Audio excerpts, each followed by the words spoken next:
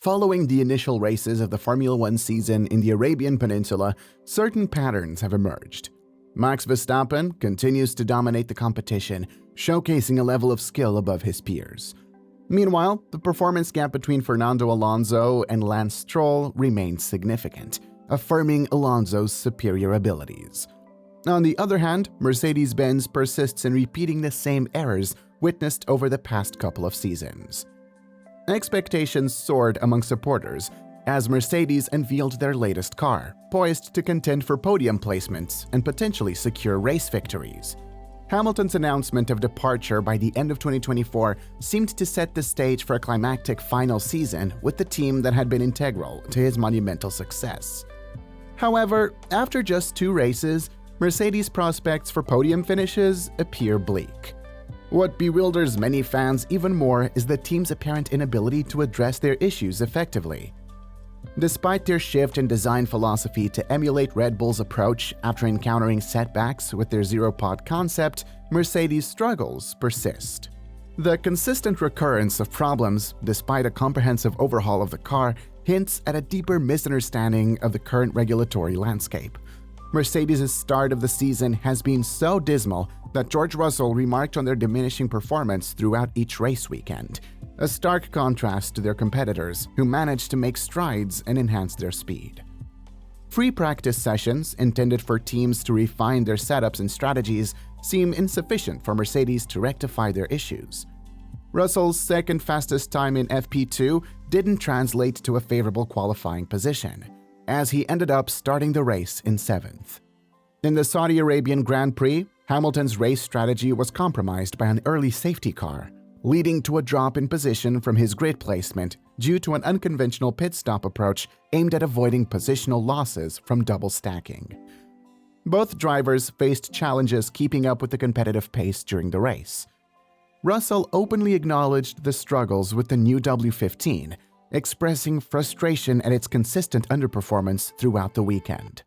He emphasized the team's ongoing efforts to comprehend the car's dynamics, noting sporadic instances of strong performance in previous races. Russell highlighted their promising start during FP1, where they consistently ranked at the top of the timesheets, only to witness their pace diminish in subsequent sessions. He attributed the decline not to rivals' improvements, but rather to their setbacks, emphasizing the need to analyze the reasons behind their slowdown. The Mercedes team grappled with overheating issues in the preceding Bahrain Grand Prix, but more concerning were recurring problems emerging in the initial race.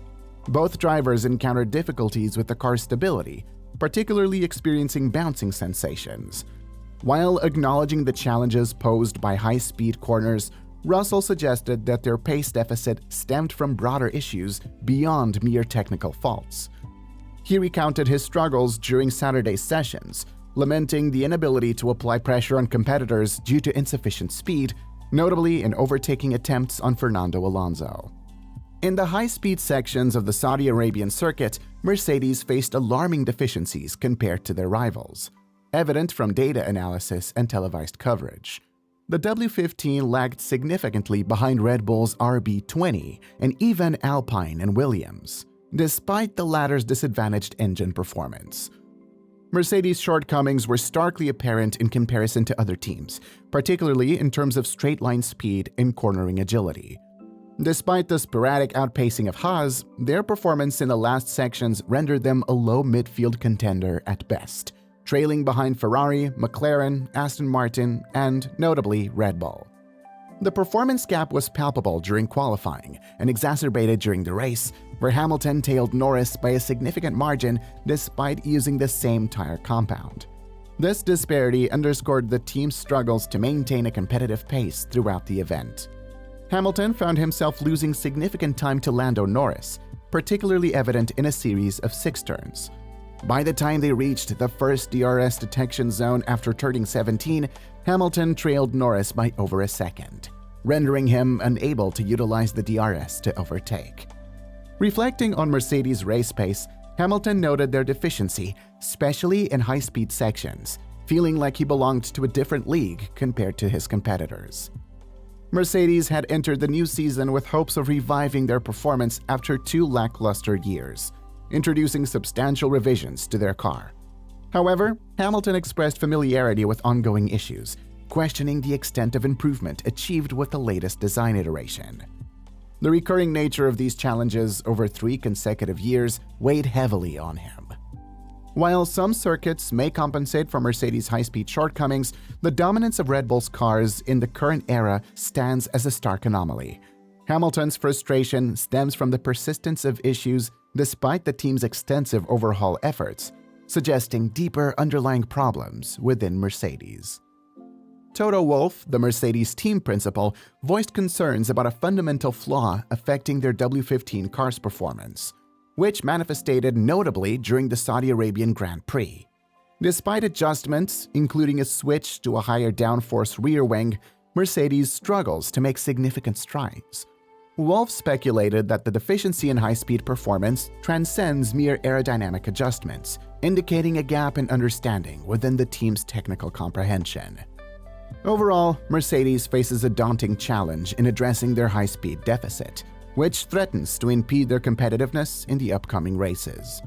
Despite concerted efforts to rectify their issues, uncertainties loom over whether the team can bridge the gap and reclaim their position at the forefront of Formula One. Mercedes is grappling with challenges on the track, particularly in high-speed sections, despite efforts to adjust the car's setup. Wolff expressed skepticism about quickly resolving the W15's issues through adjustments, indicating a deeper underlying problem. Their struggles extend beyond 2022 and 2023, persisting into the current season due to a fundamental misunderstanding of the new ground effect regulations. This disconnect between simulations and real-world performance hampers their progress, casting uncertainty on their future competitiveness, especially with the impending 2026 regulations. Speculation arises regarding Hamilton's decision to move to Ferrari, with some suggesting foresight into Mercedes' predicament. Wolff's acknowledgement that their woes aren't easily remedied amplifies concerns about their 2024 prospects. With Hamilton's impending departure and Mercedes' uncertain future, the outlook for the team at the Saudi Arabian Grand Prix appears somber. Will they remain entrenched in the midfield for the foreseeable future? Share your thoughts in the comment section below. Don't forget to subscribe to us to get more updated news.